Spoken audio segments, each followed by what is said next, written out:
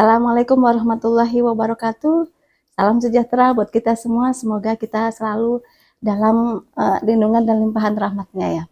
Pada kesempatan kali ini saya akan sharing ya mengenai ini peninggalan dari leluhur kita ya, terutama di tanah Jawa.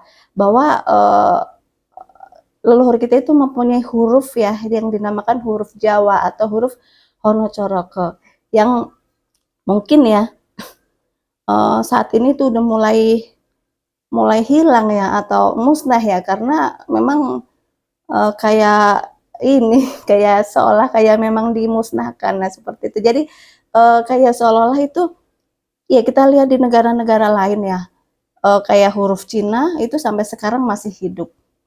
Nah huruf Cina itu sampai sekarang masih hidup, huruf Jepang itu sampai sekarang juga masih hidup, huruf Thailand sampai sekarang masih ada, dan seluruh warga negara negaranya masing-masing itu menghormati, melestarikan, dan menurunkan kepada generasi penerusnya.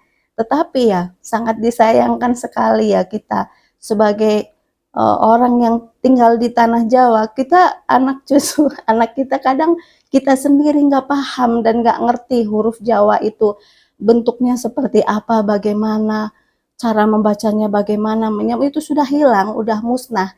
Jadi kayak memang ya selain kita kurang menjaganya, menurunkan kepada keturunan kita juga ada ini ya, memang ada mungkin ya, ada pihak-pihak lain yang memang ingin melenyapkan segala sesuatu yang ini ya, yang dari Jawa kayak gitu. Jadi ya kita sebagai ini ya generasi penerus dari leluhur gitu ya, harus melestarikan lah budaya yang ada. Nah seperti itu. Termasuk juga huruf Hanacaraka ini juga mempunyai makna dan mempunyai makna dan arti yang sangat dalam sebenarnya kalau kita kupas satu-satu. Kayak ho apa no coroko kan itu ada berdiri satu huruf aja, itu mempunyai makna tersendiri, dan dikupas itu bisa banyak banget dari satu huruf Hanacaraka ya. Sama kayak huruf Al-Quran, huruf hijaiyah ya, alif, ba, ta, sa, jim itu sebenarnya kalau cuma satu huruf aja itu kan nggak bisa dibaca. Kalau kita melihat dari ini ya, kalau huruf hijaiyah itu kan harus disambung supaya ada makna dan artinya kayak gitu kan. Kayak Bismillahirrahmanirrahim itu kan disambung ya. Tetapi kalau satu huruf berdiri sendiri itu kan nggak bisa dibaca. Akan tetapi kalau kita mengenal ilmu huruf, sebenarnya alif, huruf hijaiyah yang berdiri satu huruf itu alif, ba, ta, sa, jim itu mempunyai arti dan makna tersendiri. Ada artinya. Mungkin di dalam Al-Quran itu ini ya, mungkin di dalam Al-Quran itu nggak ada terjemahan kayak misal Yasin, itu terjemahannya nggak ada, artinya nggak ada.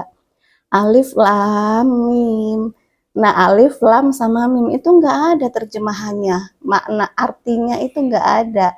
Alif, lam, ro itu nggak ada.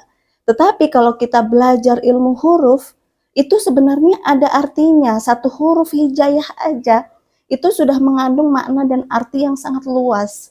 Contohnya, huruf alif ya, itu artinya tinggi banget. Kenapa alif itu ada di depan dan berdiri tegak lurus? Ya kayak angka 1 kan ya. Kenapa berdiri di nomor 1 gitu di dalam urutan huruf hijaiyah? Itu juga ada artinya. Kenapa berdiri? Huruf ba ya.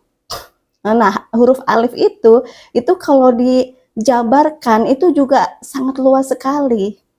Kalau dijabarkan artinya ini maknanya begini, tafsirannya begini, itu sangat luas sekali. Huruf alif, alif itu maknanya juga banyak, kayak gitu. Huruf ba itu ada maknanya, ya. Bahkan ada orang yang sudah pemahamannya ini ya, kayak misal ahli-ahli toreko. Ada yang mengamalkan zikir ya, alif, alif, alif, alif, sampai diamalkan sampai sampai banyak, misal 3.000 atau 7.000 ya, dalam sehari itu berzikir dengan alif, alif, alif, alif. Satu huruf alif aja itu maknanya sangat tinggi sekali, itu banyak banget alif isi di dalamnya. Ada orang yang ahli torekoh ya mungkin ya, dia berzikir dengan alif, alif, alif, alif, alif, alif, alif sampai berapa ribu. Ya, tentunya ya dalam hitungan kurun waktu tertentu ya. Apakah berapa hari berturut-turut, 7 hari, 21 hari, 41 hari, itu ada caranya. Yang diamalkan ya alif, alif, alif, alif. Karena kalau kita belajar dari ilmu, tadi kan ilmu huruf ya, setiap huruf itu ada maknanya. Kalau kita belajar ilmu arifat ya, tasawuf, setiap huruf mengandung kodam. Jadi satu huruf aja di dalam huruf hijaiyah kalau kita baca setiap hari itu mengandung energi dan kekuatan tersendiri. Jadi hurufnya itu akan hidup. Tapi kalau kita diamalkan terus-menerus ya, jangan cuma sekali, 2 kali. Misal alif aja itu dipakai sebagai zikir ya, setiap hari, itu alif itu akan hidup. Dan makna yang terkandung di dalamnya pun akan hidup juga. Nah, seperti itu. Jadi satu huruf di dalam Al-Quran itu mempunyai energi dan kekuatan yang luar biasa sebenarnya. Huruf alif aja lah itu. Nggak huruf-huruf yang lain. Padahal huruf-huruf yang lain juga banyak kan. Coba kita pahami satu-satu. Dari huruf alif saja itu sudah maknanya itu udah sangat luas sekali, sangat tinggi dan sangat dalam. Makna dari huruf alif itu ya. Nah, jadi itu meskipun dalam satu huruf ya, bisa diamalkan. Dan kalau kita dipakai alif itu sebagai zikir setiap hari, itu zikir itu kan hidup, akan mempunyai energi dan kekuatan sendiri dari satu huruf ya. Karena di dalam ilmu ini ya ada lah ya bidang ilmu tertentu, itu setiap huruf itu ada kekuatannya, ada kodamnya. Ya ini mungkin ya kita ya kalau pemahamannya udah ini sih nggak apa-apa ya. Setiap huruf itu memang ada kodamnya. Setiap ayat dalam Al-Quran itu hidup kalau kita baca. Nah makanya di dalam surat, kalau kita baca amalan nih surat Mulk ya. Kalau kita membaca setiap hari pagi sore atau sehari sekali lah sebagai surat Mulk, itu kan fadilahnya bisa melindungi kita dari siksa kubur. Nanti kalau kita sudah meninggal, kita di alam kubur, surat Mulk itu bisa melindungi kita. Jadi surat Mulk itu pun berupa makhluk sebenarnya. Bisa mencegah malaikat yang akan memberikan siksa kubur kepada kita ya. Dari Allah memerintahkan malaikat untuk menjalankan tugasnya, menyiksa kubur ya, siksa kubur kepada hambanya yang sudah meninggal. Itu surat Mulk itu datang menghalangi. Kayak gitu, kamu mau apa? Ini hamba, ini orang yang sudah meninggal ini mengamalkan membaca saya setiap hari. Jadi saya juga punya kewajiban untuk melindungi si fulan yang ada di dalam kubur, si fulan yang ada di dalam kubur. Si fulan tidak boleh untuk melindungi dari siksa kubur. Nah, surat Mulk itu makhluk sebenarnya. Kalau kita baca terus-menerus setiap hari, nanti bisa melindungi kita dari siksa kubur. Ya kan, bisa bernegosiasi dengan malaikat yang akan menyiksa kubur. Nah, itu satu contoh cerita ya. Di dalam Al-Quran ada cerita itu. Fadilah surat Mulk, terus nanti di alam kubur bagaimana dia bernegosiasi dengan malaikat yang bertugas menyiksa di alam kubur ya, memberikan siksaan kubur, itu ada cerita-cerita seperti itu. Jadi jangankan satu surat ya, kalau kita baca secara terus-menerus, satu huruf saja itu sudah mempunyai energi dan kekuatan yang luar biasa. Dari satu huruf alif itu nilainya, maknanya dan isinya itu sangat tinggi, sangat luas dan sangat dalam. Dari satu huruf alif itu, ya kan. Huruf ba, ya huruf ba itu apa? Ba itu kan kayak mangkok ya. Jadi kita harus mempunyai wadah, ya kan? Harus punya punya wadah. Untuk memadahi suatu pemahaman atau suatu ilmu itu harus ada wadahnya, atau pengetahuan kita untuk beribadah, untuk beribadah kepada Tuhan, beriman kepada Tuhan dengan baik dan benar, itu harus punya ilmunya. Dan ilmu itu membutuhkan suatu wadah. Ya, huruf ba itu kan wadah, mangkok itu kan untuk wadah.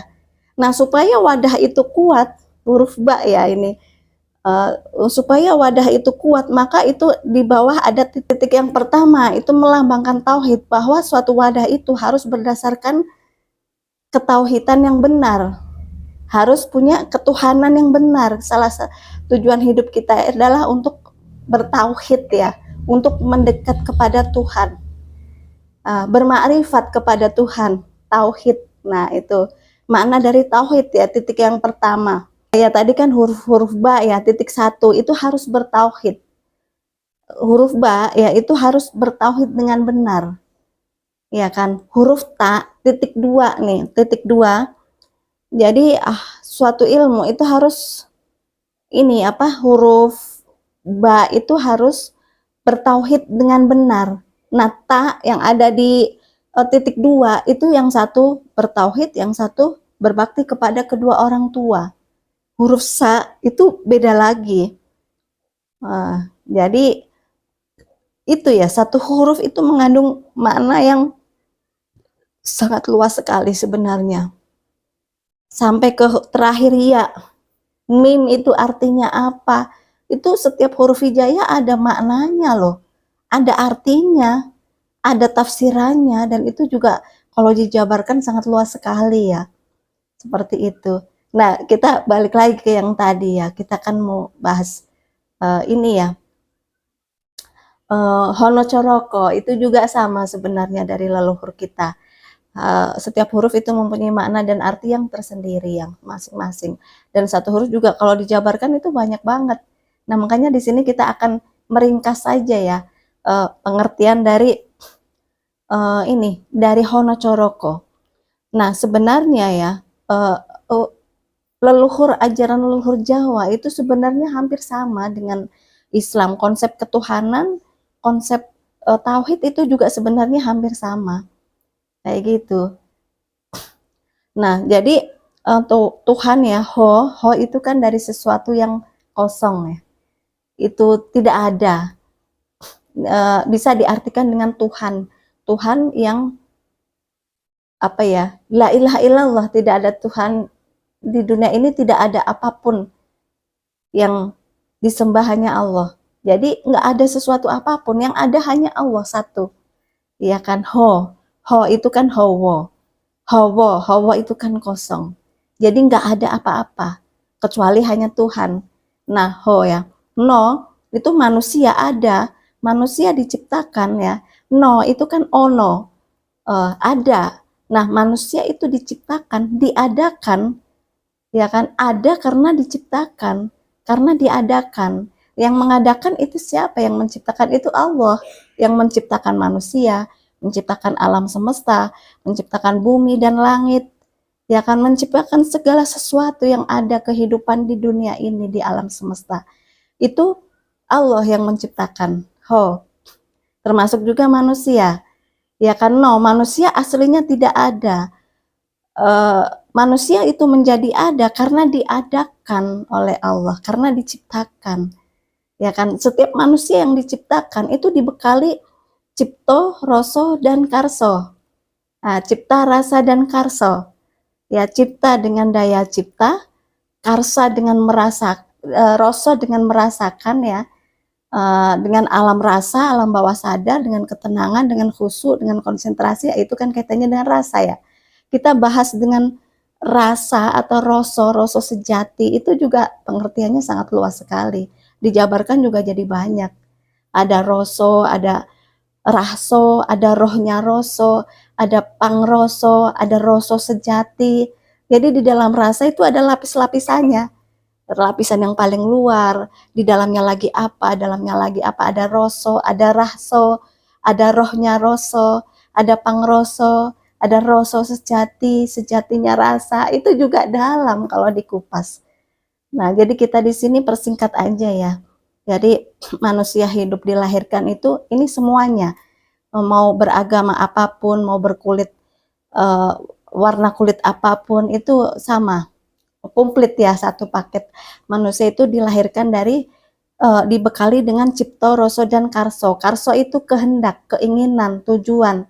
Nah, setiap orang itu punya keinginan, punya tujuan, punya cita-cita, punya kehendak. Nah, kalau tidak punya kehendak berarti ya kurang normal ya. Manusia hidup nggak punya tujuan, nggak punya keinginan, nggak punya cita-cita, nggak punya apa yang ingin dicapai. Nah, itu kan kurang ini ya. Jadi, ya apa sih tujuannya hidup nggak punya keinginan? Nah, seperti itu ya. Jadi, itu sudah satu paket cipta rasa dan karso. Nah, hono coroko doto sowolo. Nah, itu cipta rasa dan karso itu sebagai piranti atau alat yang dipakai oleh manusia, ya, itu semua itu tujuannya untuk apa? Yaitu untuk beribadah kepada Tuhan, untuk menuju kepada Tuhan.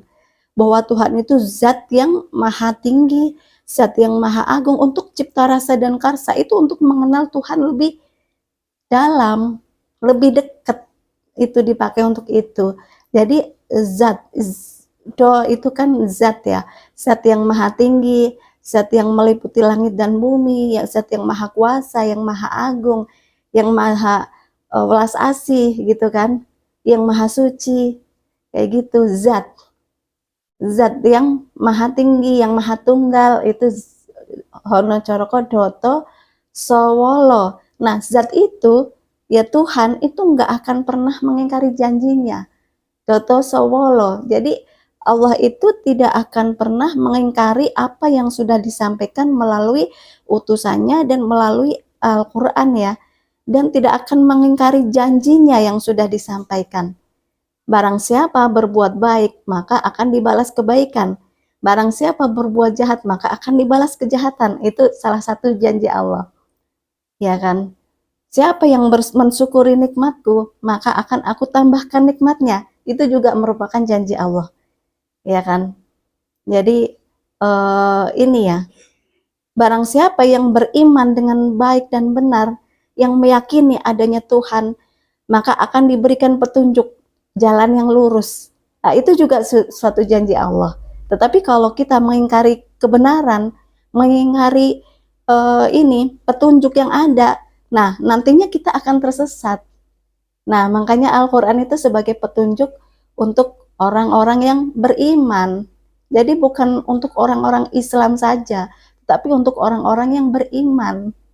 Harus mengimani, itu nanti akan dikasih petunjuk jalan yang lurus. Nah, seperti itu. Tapi kalau kita mengingkari keimanan, mengingkari adanya Tuhan, mengingkari kebenaran, maka nanti kita juga akan tersesat di dalam hidup ini.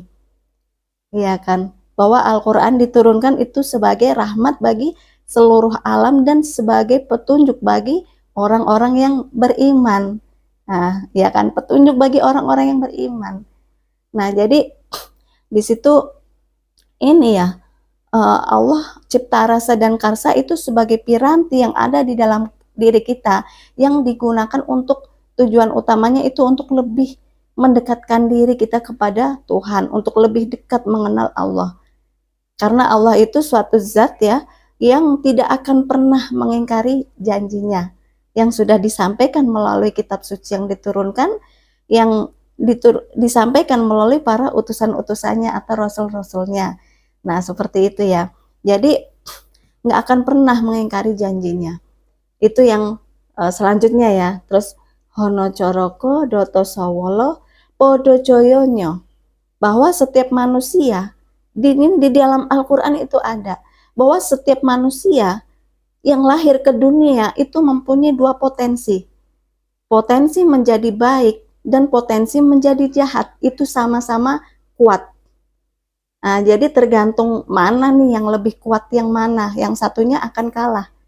Aslinya potensinya itu sama-sama kuat, sama-sama hebat. Antara potensi menjadi orang jahat, bisa jahat banget melebihi iblis, dan bisa potensi menjadi orang baik seperti malaikat. Itu setiap manusia punya potensi itu. Bahkan di dalam Al-Quran dijelaskan bahwa sesungguhnya manusia itu diperebutkan oleh dua makhluk, yaitu oleh iblis, ya, oleh iblis dan oleh malaikat. Hati, ya, hati manusia, kolbu manusia itu diperebutkan oleh dua makhluk loh sebenarnya. Itu juga dijelaskan oleh di dalam Al-Quran. Kalau kita kupas lagi ya, hati manusia itu sebenarnya diperebutkan oleh dua makhluk, yaitu oleh malaikat dan oleh iblis. Jadi kedua-duanya ini mempunyai potensi yang sama di dalam diri kita, potensi yang sama, ya kan? Nah, untuk bisa kita uh,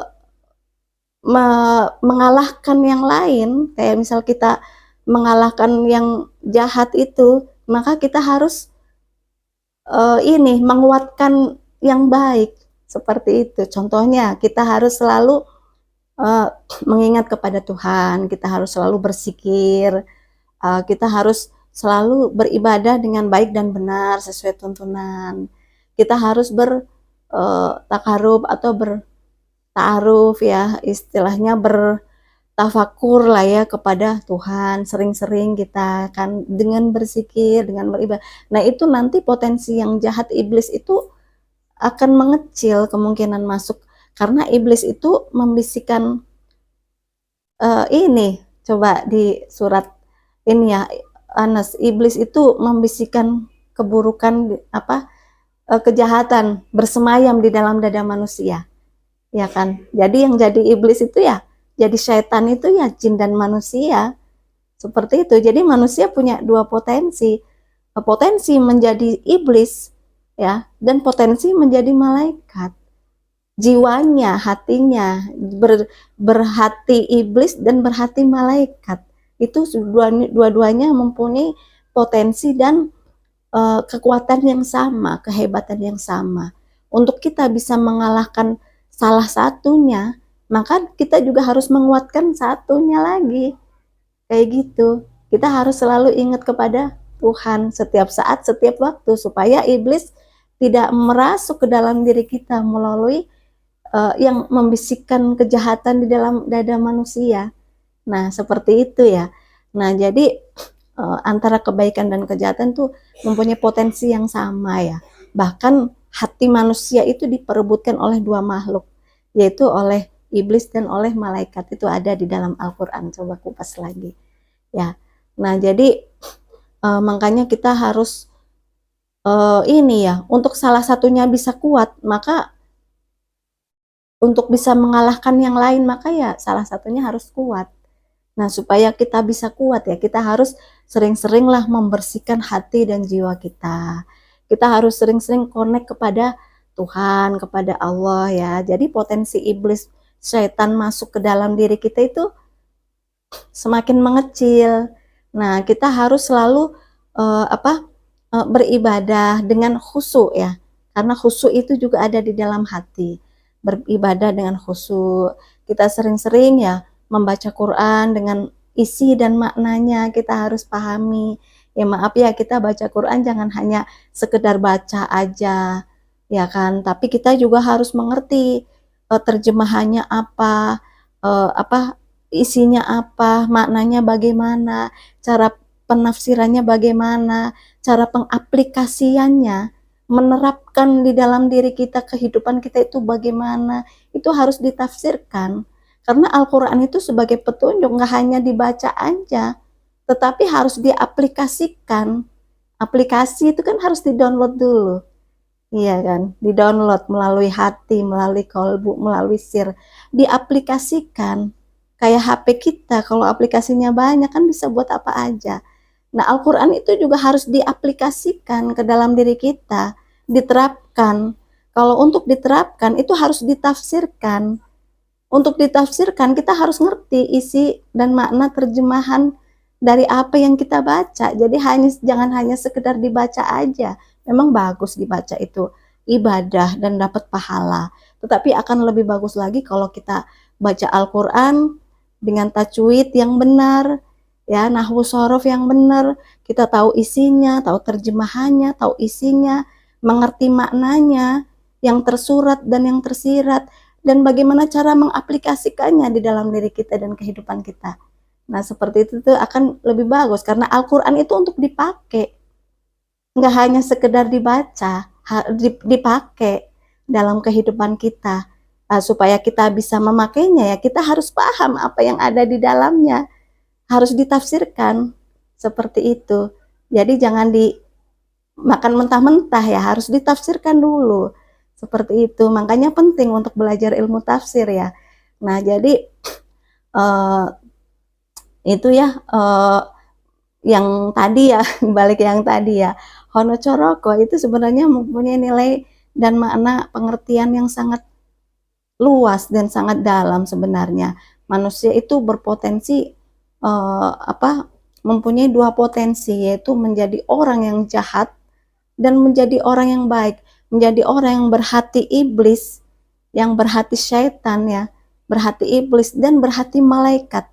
Itu setiap manusia punya potensi yang sama, kekuatannya sama. Cuma ya bagaimana tinggal kita mengolahnya aja. Mau kita yang diolah mau yang baik atau yang jahat.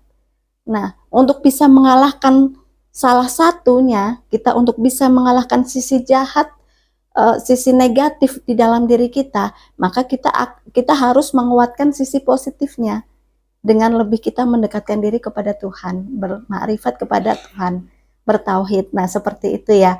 Jadi ya mungkin sementara itu ya yang saya sampaikan. Semoga bisa bermanfaat buat kita semua. Mohon maaf jika ada kekurangan dan kesalahan. Sampai ketemu di video-video yang selanjutnya. Wassalamualaikum warahmatullahi wabarakatuh.